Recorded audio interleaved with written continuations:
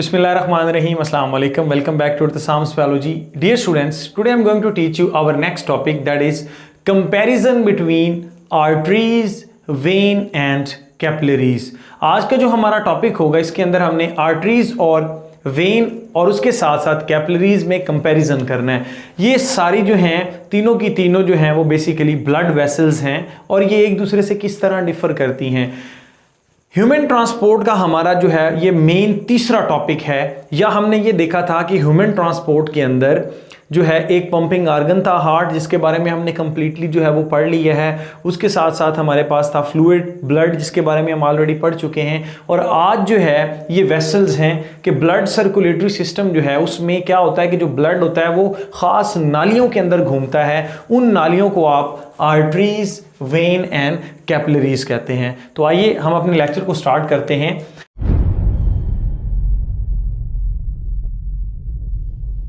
Arteries जो हैं basically ये ऐसी ब्लड वेसल्स हैं that carries blood away from the heart.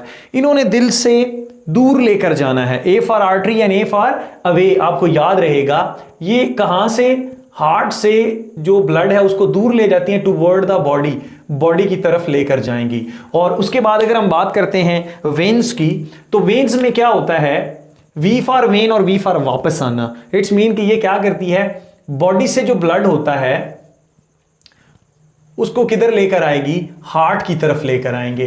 तो इसका मतलब है कि ये जो बॉडी से हार्ट की तरफ आने का जो सीन है ये कौन कैरी कर रहा होता है, ये आपके पास वेन्स कैरी कर रही होती हैं। तो आर्टरीज के अंदर जो ब्लड होता है, क्योंकि बॉडी को ऑक्सीजन की जरूरत है, तो बॉडी ने क्या करना है, ऑक्सीजन को हासिल करना है। और ऑक्सीजन को वो किस तरह से हासिल कर सकती है, एक पंपिंग ऑर्गन की वजह से, हार्ट की वजह से। अब जो हार्ट से ब्लड जाएगा, दूर जाएगा, अवे जाएगा, वो कौन लेकर जा रही है, आर्टरीज लेकर जा रही है। और उसमें कौन सी मतलब कि गैस मौजूद है, ऑक्सीजन गैस मौजूद है। और इस तरह के ब्लड को आप क्या बोलते हैं, ऑक्सीजनेटेड ब्लड बोलते हैं। सो सारी की सारी जो आर्टरीज हैं उनके अंदर ऑक्सीजनेटेड ब्लड रन करता है, एक्सेप्ट कौन सी, that is the pulmonary artery. ये ऐसी आर्टरी है जिसके अंदर डीऑक्सीजनेटेड ब्लड जो है वो रन करता है, क्योंकि राइट वेंट्रिकल से ये नाली निकल रही होती है और किधर जाती है, लंग्स के पास। तो ये हमने प्रीवियसली जो है वो डिस्कस कर दिया। तो पल्मोनरी आर्टरी जो है उसके अंदर डीऑक्सीजनेटेड ब्लड होता है। उसके बाद इसके अंदर किसी भी किस्म के जो है वाल्व्स मौजूद नहीं होते। अब वाल्व क्या होते हैं, मतलब आप ऐसे समझ लें गेट्स हैं, ओपन होंगे तो फ्लो जो है वो गुजर जाएगा, बंद हो जाएंगे तो फ्लो जो है वो नहीं हो पाएगा। अब इसमें क्या होता है कि वन साइडेड ओपन होते हैं, यानी एक साइड से गुजरने देंगे। अगर वापसी पे आप वापस जाना चाहते हैं या ब्लड अगर वापस जाना चाहता है तो वो वापस नहीं जाने देते। तो इनको हम क्या बोलते हैं, वाल्व। तो इस तरह के वाल्व जो हैं इसके अंदर नहीं पाए जाते, मतलब आर्टरीज के अंदर वाल्व प्रेजेंट नहीं होते, एक्सेप्ट एक जो है हार्ट। जब हम पढ़ रहे थे तो हमने देखा था कि जो लेफ्ट वेंट्रिकल है वहां से एक नाली निकल रही है जो कि पूरी बॉडी में ब्लड सप्लाई करती है, उसको हमने आयोटा का नाम दिया था। तो आयोटा के बिल्कुल बेस पे सेमी ल्यूनर वाल्व प्रेजेंट था, ये हमने ऑलरेडी डिस्कस किया हुआ है। अगर हम बात करते हैं इसकी वेन्स की, तो इसके अंदर जो ब्लड होता है दैट इज द डीऑक्सीजनेटेड। इसमें जो है वो ऑक्सीजन प्रेजेंट नहीं होती, बल्कि क्या होता है, कार्बन डाइऑक्साइड की कंसंट्रेशन जो है वो ज्यादा होती है। उसके बाद हमने देखना है कि वाल्व, हाँ जी, इसके अंदर जो वाल्व हैं वो प्रेजेंट होते हैं। अब इसके अंदर वाल्व प्रेजेंट क्यों हैं, क्योंकि आर्टरीज के अंदर तो प्रेशर बहुत ज्यादा होता है, हार्ट की वजह से प्रेशर ज्यादा है, तो उसके अंदर अगर वाल्व होंगे तो वो रुकावट पैदा करेंगे। इसने क्या करना है डियर स्टूडेंट्स, फ्लो बैक लाना है, जो ब्लड है उसको हार्ट की तरफ लेकर आना है। सो इट्स मीन इसके पास वाल्व प्रेजेंट होंगे। क्यों, मसलन एक जगह से अगर एक दरवाजे से एक वाल्व से अगर ब्लड गुजर गया तो अब वो वापस नहीं जा सकता। तो इस तरह से आप समझ लेंगे कि कॉलम जनरेट हो जाता है, तो इसमें प्रेशर भी जो है वो आपके पास कम होता है। नेक्स्ट देखते हैं ब्लड प्रेशर की अगर बात की जाए तो आर्टरी के अंदर ब्लड प्रेशर जो होता है वो ज्यादा होता है।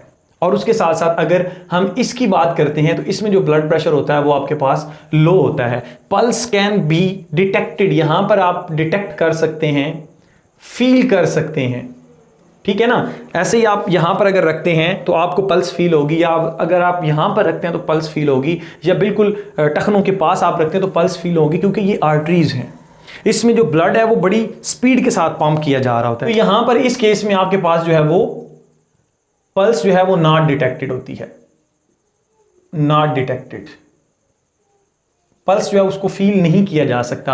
अगर हम बात करते हैं ब्लड के फ्लो की, तो ब्लड का जो फ्लो होगा वो बड़ी बड़ी आर्टरीज के अंदर ज्यादा होगा as compared to smaller. Arteriole में कम होता जाएगा, आयोटा में सबसे ज्यादा होगा जो कि काउंट किया गया तकरीबन 4 to 500 मिलीमीटर पर सेकेंड, मतलब उसमें से गुजर रहा होता है। ये आपके पास बेसिकली क्या है, ब्लड का फ्लो बहुत ज्यादा रैपिड होता है। लेकिन अगर हम इसकी बात करते हैं तो increase from smaller to larger, जो छोटी छोटी वेन्यूल्स होती हैं उनसे क्या होता है, ब्लड को कलेक्ट करना होता है और एक बड़ी सी वेन के अंदर डालना होता है। जैसे जैसे साइज बड़ा होता जाएगा ब्लड का फ्लो जो है वो भी ज्यादा होना शुरू हो जाएगा। उसके बाद अगर हम बोर की बात करते हैं, यानी कि दरमियान वाले सुराख की बात की जाए जो नाली के अंदर पाया जाता है डियर स्टूडेंट्स, जो ल्यूमिन है, अगर हम उसकी बात करते हैं तो इसका जो बोर है वो क्या होता है, स्मॉलर होता है। स्मॉलर क्यों रखा गया, ताकि सही तरह से प्रेशर बिल्टअप हो सके। तो इसका जो बोर है वो क्या होता है, लार्जर होता है एज कंपेयर टू किसके, आर्टरी के कंपेयर जब आप करते हैं, आर्टरी के साथ जब कंपैरिजन करते हैं। उसके बाद हमने देखना है गैसियस एक्सचेंज या मटेरियल एक्सचेंज जो है वो इसके अंदर नहीं हो रहा होता। आर्टरीज ऐसा कोई काम नहीं करती। और सिमिलरली चूंकि हम कंपैरिजन कर रहे हैं तो यहां पर भी नो एक्सचेंज है। इसको आप कंपैरिजन इसलिए बोलते हैं क्योंकि आपने सिमिलैरिटीज और डिससिमिलैरिटीज दोनों को जो है वो साथ साथ इकट्ठा जो है वो स्टडी करना है। उसके बाद हम देखते हैं कि ये आपके पास मोर इलास्टिक होती है, क्योंकि प्रेशर को जो है वो उसने बियर करना होता है तो वो इलास्टिक होती है। ये आपके पास लेस इलास्टिक होती है एज कंपेयर टू आर्टरी। ये इसके पास इलास्टिक फाइबर कम होते हैं। उसके बाद अगर हम इसके स्ट्रक्चर की बात करते हैं तो यहां पर आपको बाहर कनेक्टिव टिश्यू नजर आएंगे, अंदर आपको सर्कुलर स्मूथ मसल्स नजर आएंगे। आपको पता है कि जितने भी हमारी बॉडी के अंदर हॉलो स्ट्रक्चर हैं, जितनी भी नालियां हैं, वो किससे मिलकर बनी हुई हैं, स्मूथ मसल से मिलकर बनी हुई हैं। तो ये जो आपको बड़े से नजर आ रहे हैं सर्कुलर स्मूथ मसल है, और उसके बाद इसके अंदर एक इलास्टिक लेयर मौजूद है जो क्या करती है, इसको फ्लेक्सिबिलिटी देती है, मोर फ्लेक्सिबल करती है। और लास्ट पे आपके पास क्या है, एंडोथीलियम। और एंडोथीलियम के अंदर क्या मौजूद है, वो ल्यूमेन, वो खाली जगह मौजूद है जिसके अंदर ब्लड जो है वो रन करता है। अगर हम बात करते हैं इसकी तो सिमिलरली इसमें भी यही स्ट्रक्चर जो है वो पाया गया है। लेकिन इसमें जो आपके पास ये स्मूथ मसल है, यहां पर आर्टरी में थिक थे, यहां पर थिन होते हैं, मतलब थिन लेयर होती है, और लेस इलास्टिक फाइबर होते हैं।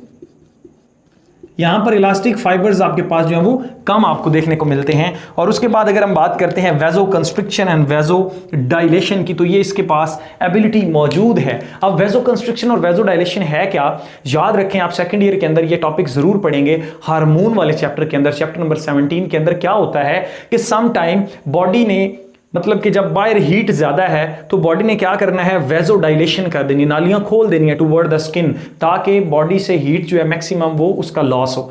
लेकिन जैसे ही सर्दियां आएंगी तो यहां पर क्या होना शुरू हो जाती है, वेजो कंस्ट्रिक्शन। आपको गर्मियों में ये जो आपकी नालियां हैं ये ज्यादा दिखती हैं एज कंपेयर टू विंटर के अंदर ये छुप जाती हैं। अब क्या होता है, वेजो कंस्ट्रिक्शन हो जाती है। तो ये दो चीजें कंट्रोल कर रही होती हैं, एक आपके पास हार्मोन कंट्रोल कर रहे होते हैं और दूसरा जो सर्कुलर मसल है और ब्रेन से ये मैसेज को वसूल करते हैं। यानी कि नालियों का सिकुड़ जाना वेजो कंस्ट्रिक्शन, एंड नालियों का डायलेट कर जाना वेजो डायलेशन, यानी कि खुल जाना वेजो डायलेशन।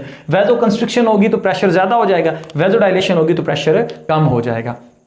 उसके बाद हमने बात करनी है आर्टरीज जो हैं उसके अंदर हमने कुछ डिजीजेस जो है उनको डिस्कस करना है। एक है एथरोसेक्लेरोसिस और दूसरी है आर्टीरियोसेक्लेरोसिस। दोनों में कोई खासा डिफरेंस नहीं है डियर स्टूडेंट्स, याद रख लें, ये दोनों डिफरेंस आ जाता है इनमें, पेपर में मोस्टली पूछा गया है। एथरोसेक्लेरोसिस बेसिकली क्या है कि जब बंदा बहुत ज्यादा फैटी फूड खाना शुरू कर देता है, अपनी एक्सरसाइज नहीं करता, और उस वक्त क्या होता है कि उसकी बॉडी के अंदर लिपिड या फैट या कोलेस्ट्रॉल वो जमा होना शुरू हो जाता है। जब हाई कोलेस्ट्रॉल लेवल होता है ना, तो उस वक्त क्या होना है कि नालियों के अंदर ये जो आपके पास आर्टरीज हैं, आर्टरीज के अंदर क्या होता है, कोलेस्ट्रॉल की तहें जमना शुरू हो जाती हैं इस तरह से। अब इसने क्या कर दिया है, नैरो कर दिया है किसको, इस नाली के डायमीटर को। यहां से क्या होगा, फिर ब्लड जो है वो फ्लो उसका क्या होगा, ज्यादा होगा, प्रेशर ज्यादा होगा। यही वजह होती है कि जैसे जैसे बंदा बूढ़ा होता जाता है ना, उसके अंदर ये फैट डिपोजिशन होना शुरू हो जाती है, एक्सरसाइज वो कम कर देता है। उससे क्या होता है, इसको आप थ्रोम्बस बोलते हैं, पेलिक बोलते हैं, जिससे क्या होगा, ब्लड प्रेशर उनका हमेशा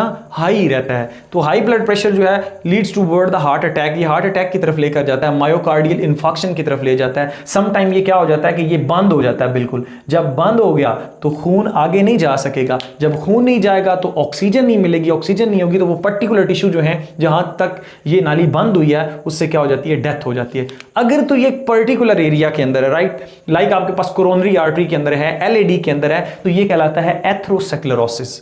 लेकिन अगर आप इसको ओवरऑल बात करते हैं कि पूरी बॉडी के अंदर जगह जगह पर क्या हो गया है, जो आर्टरीज हैं उनके अंदर ये कोलेस्ट्रॉल जमना शुरू हो गया है, हार्डनिंग होना शुरू हो गई है, आर्टरीज की जो इलास्टिसिटी है वो कम हो गई है, उसकी थिकनेस जो है वो ज्यादा हो गई है, तो इसको आप क्या बोलते हैं, आर्टीरियोस्क्लेरोसिस बोलते हैं। ये मेजर टर्म है, ये इसकी बेसिकली आर्टीरियोस्क्लेरोसिस की ही आगे एक टाइप है, that is the atherosclerosis. I hope कि आप लोगों को अब अच्छे से ये समझ आ गया होगा। उसके बाद हमने ये देखना है कैपिलरीज क्या हैं।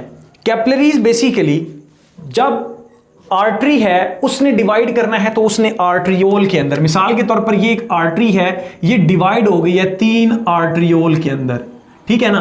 अब ये 3 आर्ट्रियोल यानी कि आर्टरी डिवाइड होती है तो आर्ट्रियोल बनते हैं। अब जब आर्ट्रियोल डिवाइड होंगे तो एक 1 सेल थिक, सिर्फ एक सेल थिक उसकी दीवार मोटी जो होगी वो बनाएगी कैपिलरीज। और ये कैपिलरीज इतनी बारीक होती हैं कि टिश्यू के अंदर पेनिट्रेट कर जाती हैं। जो हमारी बॉडी के टिश्यू हैं, मसल टिश्यू है, उसके अंदर ये क्या कर चुकी हैं, पेनिट्रेट कर चुकी हैं। और ये क्या करती हैं, यहां पर gaseous exchange and as well as material exchange जो है वो हो रहा होता है। गैसियस एक्सचेंज हम कहेंगे लंग्स के अंदर और मटेरियल एक्सचेंज हम कहेंगे मोस्टली जो है वो टिश्यू के अंदर। और टिश्यू के अंदर भी बेसिकली ये गैसेस एक्सचेंज करने में हेल्प कर रहे होते हैं, क्योंकि ऑक्सीजन देनी है टिश्यू को और वहां से क्या करना है, कार्बन डाइऑक्साइड को ले लेना है। तो यही वजह है कि यहां पर जो मैंने आपको रेड से दिखाया है, इधर आपके पास ब्लड कौन सा है, ऑक्सीजनेटेड, और जो मैंने आपको ब्लू से दिखाया है इधर आपके पास ब्लड कौन सा है, डीऑक्सीजनेटेड।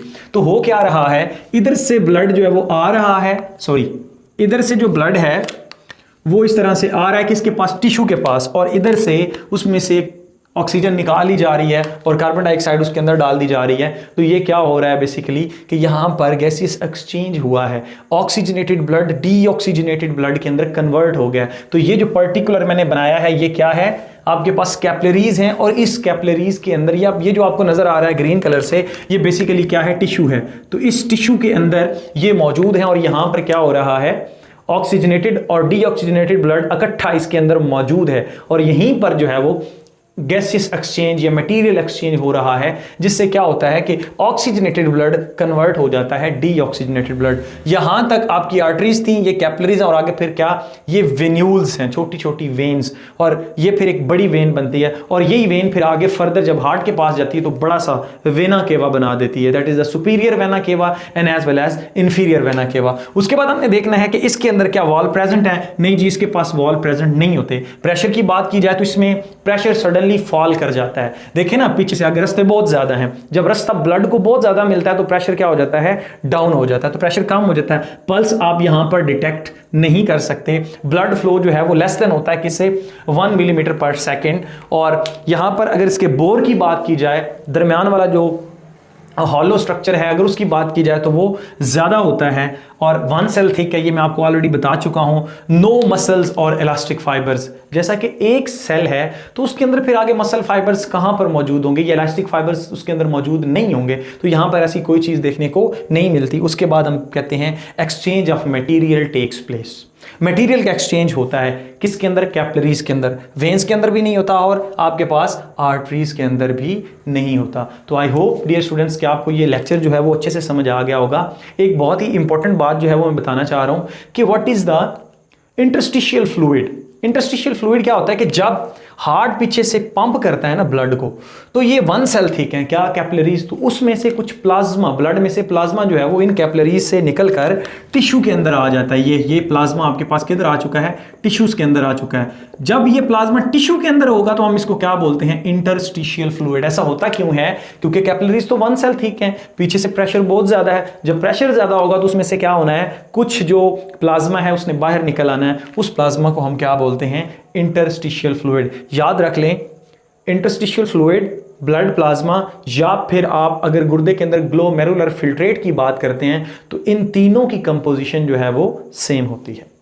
सो डियर स्टूडेंट्स, ये थी एक इंपॉर्टेंट बात जो आपको लास्ट में बताना चाह रहा था। Stay connected, thank you and Allah Hafiz.